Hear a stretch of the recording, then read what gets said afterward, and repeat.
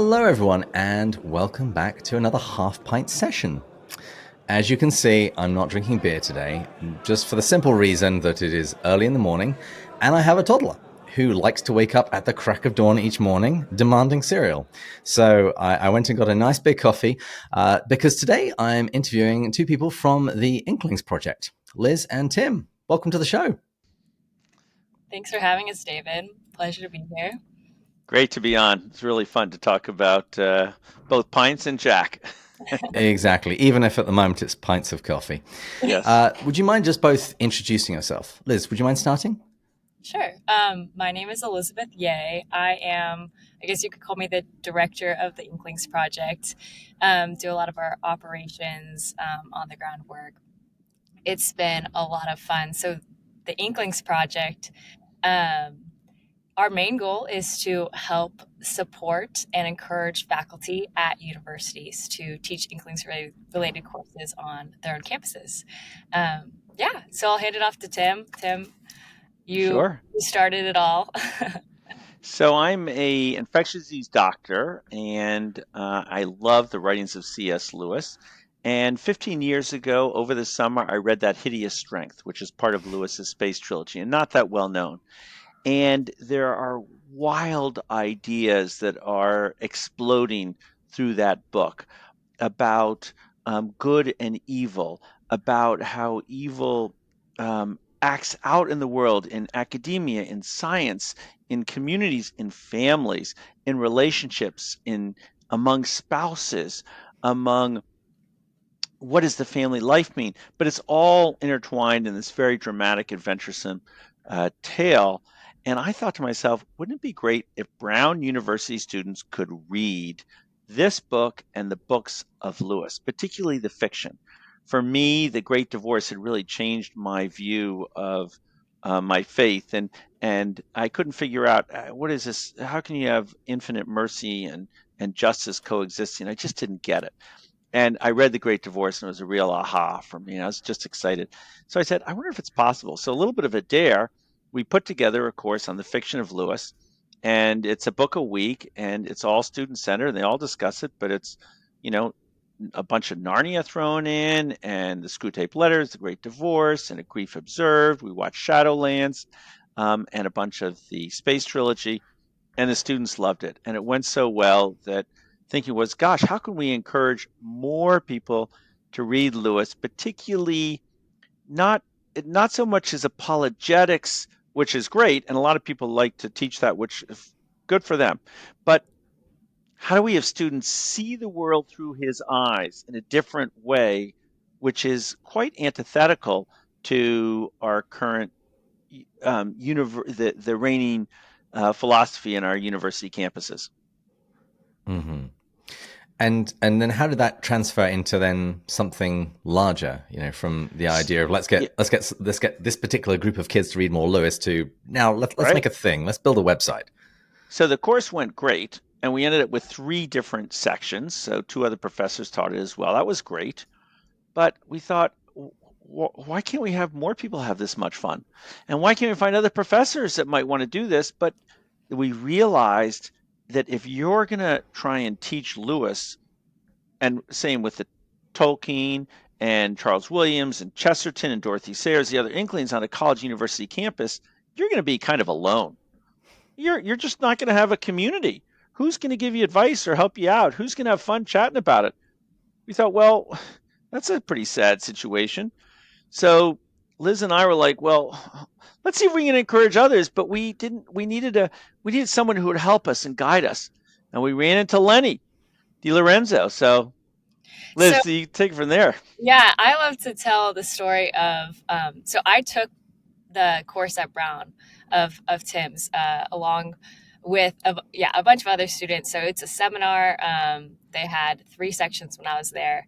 I took it as a freshman, so many years ago, and I was voted on by the other students if I could stay or not because the class was so wildly popular that only juniors and seniors could ever get in.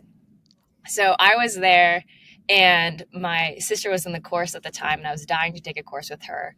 And so all the students gave me a thumbs up or thumbs down if I could stay after I gave my spiel of why I was worthy of being in the course. Luckily, they voted yes. I took the course, and I can honestly say it changed my 4 years at Brown. After that, Tim and I we always cause trouble on campus. We'd say we started an Inklings Society, which was a student group that met weekly on Thursdays, drank tea instead of beer because we were underage, and would, bring speakers in. So fast forward years later, I get a call from Tim. I think it was like 7 a.m. in the morning, and he proposes this idea and says, "You know what we did at Brown? um, why don't we do this at other campuses?" So we started hopping on the phone with a lot of people, one of which was Michael Ward, just people that we knew that were in this space, and got some advice. And one thing that people told us is maybe try to house the Inklings Project at an institution that does something similar and has a little bit of credibility and just connections in the space. Um, so Tim and I had heard of this fall conference they were doing at Notre Dame. We're like, let's go to this fall conference, but also just research who at this place is the Lewis guy, right? And just have breakfast, honestly. So we went to Notre Dame. We had emailed Dr. DiLorenzo beforehand. Such a lovely, awesome person.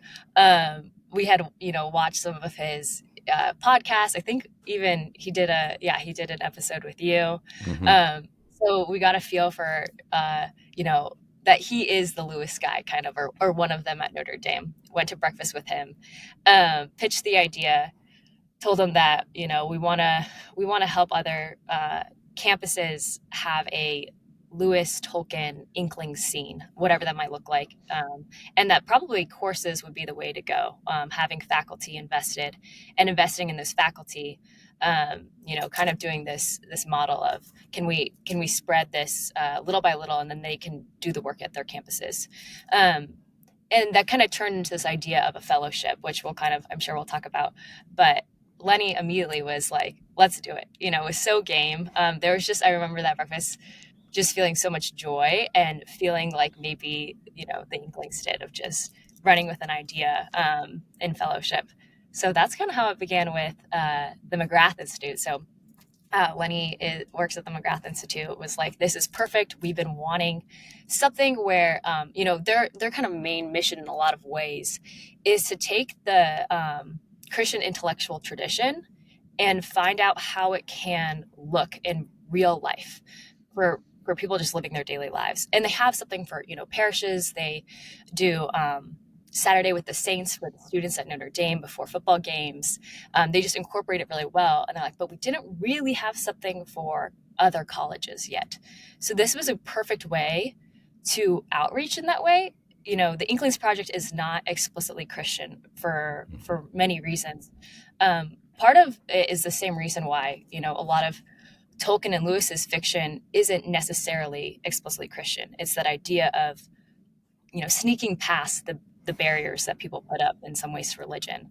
So we're like, let's model this entire project, this initiative, after kind of the works of the Inklings, how the Inklings did things. And so even though it's not explicitly Christian, McGrath Institute is like, this is very much in line with our mission. And so we just started rolling with it. And it's not only stealing past the watchful dragons with regards to Christianity, it's the entire intellectual tradition that the Inklings bring with them, which is the entire Western intellectual tradition and the canon dating all the way back to Augustine, at least. Right. And even further back with Plato. Yeah. If you want to get a sense of the wonder of this, look at Lenny's book, The Chronicles of Transformation, which is where he talks about the Narnia stories and their deeper meaning and what it means to feel and sense and experience joy and bravery and fear and envy and good and evil. And if you read the introduction of that by Lenny, I promise you'll want to go out and teach a course on Lewis and life. Yeah. Yeah, Lewis wrote in an experiment in criticism, "My own eyes aren't enough for me. I must see through the eyes of others." And I've always said that that's one of the chief values of his work. He allows you to enter a world and to try it out before you even have to take the intellectual step of assenting to all of the things that that world involves. He allows you to have a good look around. And he even says there that if he had the option of being able to find out what it was like to be a dog and see what it was like to be able to smell all of those things, he would absolutely take it. But in his work, he allows people to step into a world and breathe it in and try it on for size and see how the world looks, particularly then when he's stepping into places that even a small child reading his first book of the Chronicles of Narnia isn't going to get to anytime soon. Yeah, well, I think that's the exact reason why this course at Brown succeeded so much is it allowed people to converse without, in some ways, putting up those intellectual barriers, but then also, I will say, like, Brown University students, and I think this is about a lot of college students, are so open-minded, and sometimes that can take different forms. And I would say, like, the outcome's not always great to that, right? But if you enter a classroom where there's fairy tales, and especially this quality of fairy tales, right, and this fiction, and students who are open-minded get to come in and just absorb that with a sponge, like suddenly a lot of good can come of that, a lot of good conversation, a lot of good reflection. So yeah, that's the exact reason why we thought this is perfect for college campuses, for college students at this time. And which colleges are you guys associated with at the moment? Yeah, so right now we have 12 fellows. This is our first year, by the way. We started kind of officially this past summer. Put out a call for applications. We really didn't know what to expect. It was very helpful having Lenny there to tell us, like, guys, this is really good. Like, you don't really know how these things go. We're doing really well. So we got several applications, way more than I was expecting, honestly. Ended up accepting 12. Amazing applicants. We really focused not only on what they were individually teaching, but how they could work together. Like, is this a group that will enjoy this process, this fellowship as a cohort? So, just to name a few of them, where we have a professor at the Air Force Academy, Baylor, Strathmillis University College in Belfast, which that's very interesting.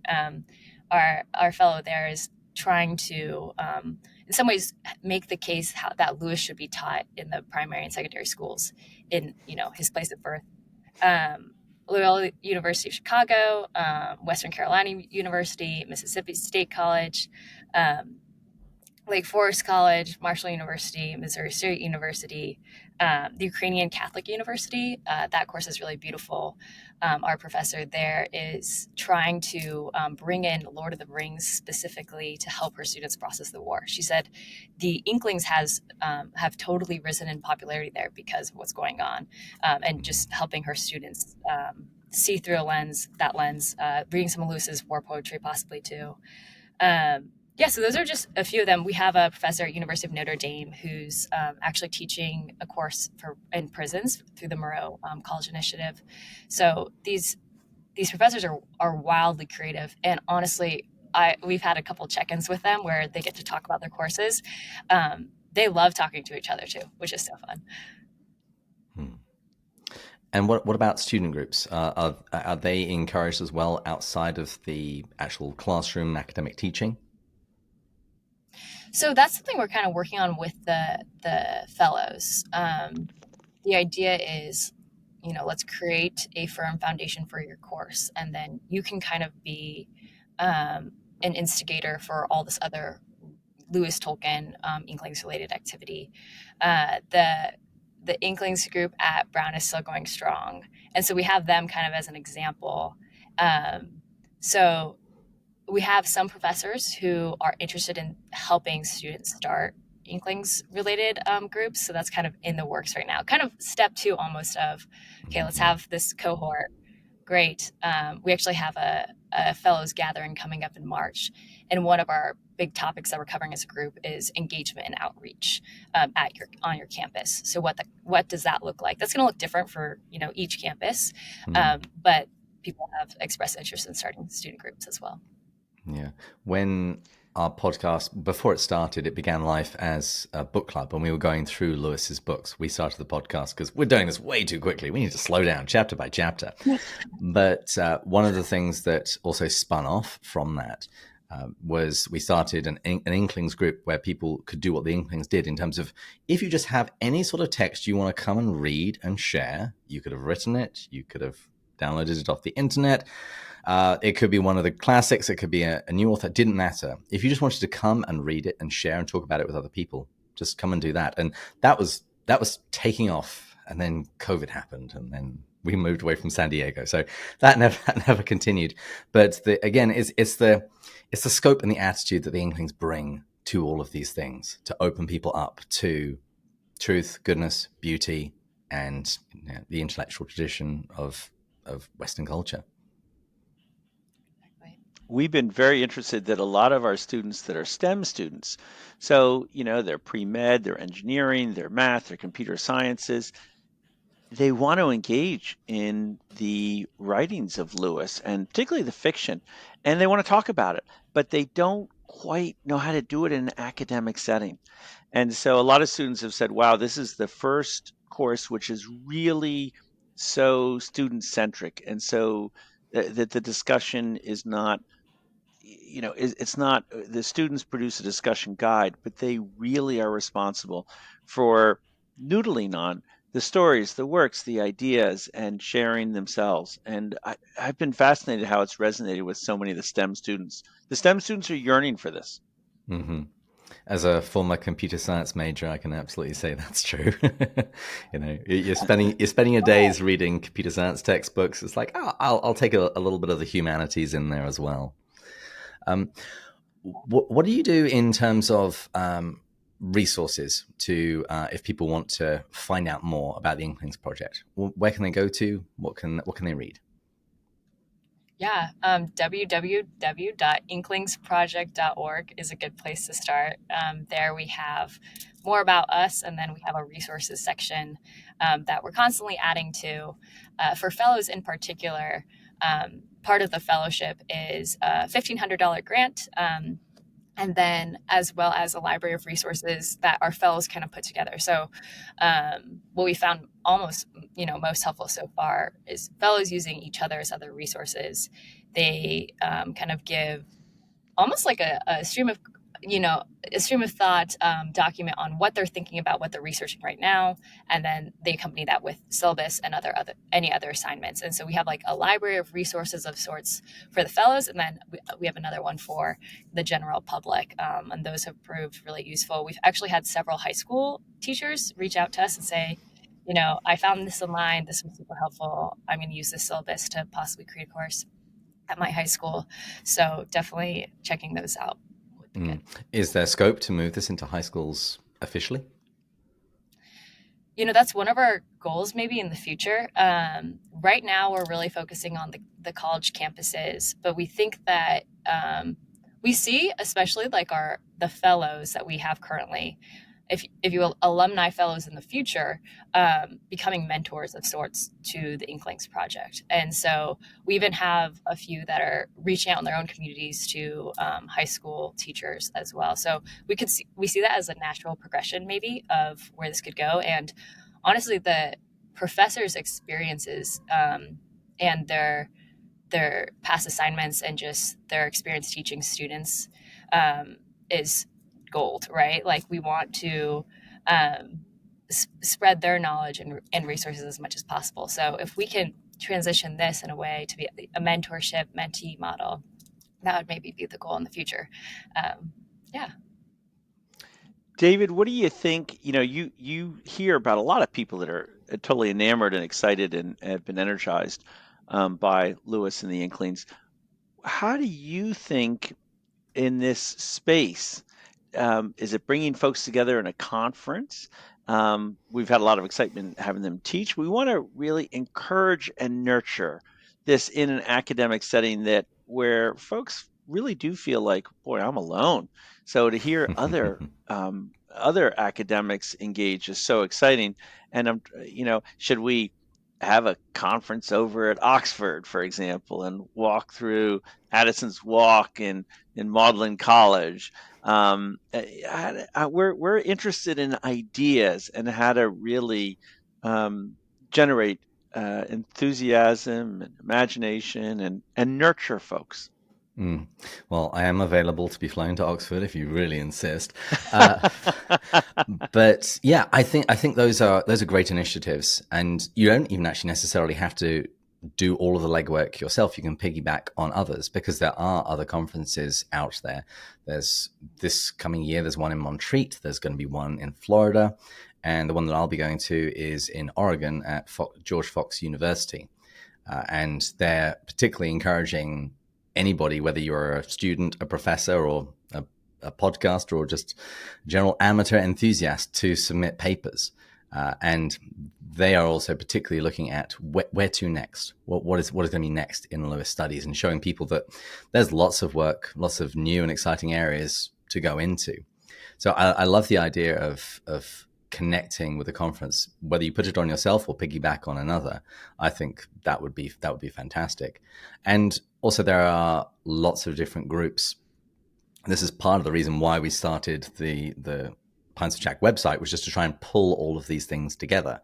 This is why when you go to our books section, I'm trying to link to every single podcast I've ever come across that has done a series on the abolition of man, or the other groups that meet sometimes weekly, sometimes monthly, sometimes yearly. But just to remind people that, as you say, you are actually not alone. There is an awful lot of people that are interested in this stuff, and they're scattered all across the country. And if we can just corral them together, we can encourage one another to keep on doing whatever it is we're doing locally. Because I've noticed a distinct sea change. We've been doing this podcast for 7 years, and I would say particularly the last 3 or 4, I've noticed lots more podcasts start to appear, lots more conferences start to appear, all of the groups starting to get organized, and people. COVID actually even helped a little bit in this, because when we were all stuck in our houses, everyone's like, I need to talk to somebody. Who can I talk to about Lewis? And they would find people online.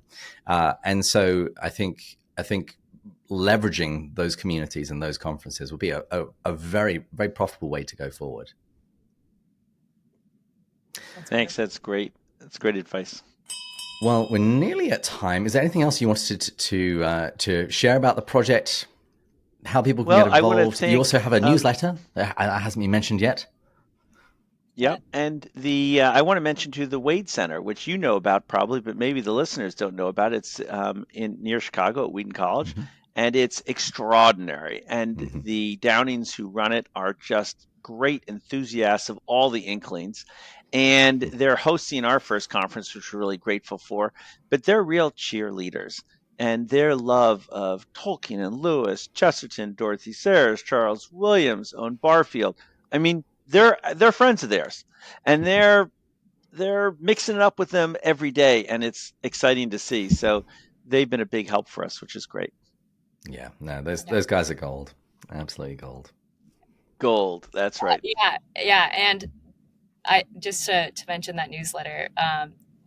Pints with Jack was our first resource mentioned in the newsletter. So go to our newsletter, the Inklings Quarterly. Yeah, sign up, and you can get updates on what our fellows are doing, which is honestly the best part of this. Is just our amazing professors. They write pieces for us, and then you'll get linked to great resources like this podcast. But we would love to have more applications, including from around the world. Whether it's Canada, Latin America, Africa, Europe. We're excited about the teaching the Inklings and letting students see through the eyes of the Inklings. The way you described it, David, was so beautiful. The windows get thrown wide open, and it's beautiful to see, and it stirs the heart. And so we want faculty to do this in the way that they love to do it, from all disciplines. We don't care if you're a computer science guy, more power to you, or an engineer and you want to do it, go for it. We're interested, and we'd love to see an application from you. Wonderful stuff. Well, Liz, Tim, thank you very much for coming on the show. Thanks for having us, David. Thanks, David. Thanks for what you do. It's a big deal. Not at all. It's great. Onwards and And upwards. well, exactly. And if you would like to join us next time, we will be going further up and further in. Cheers.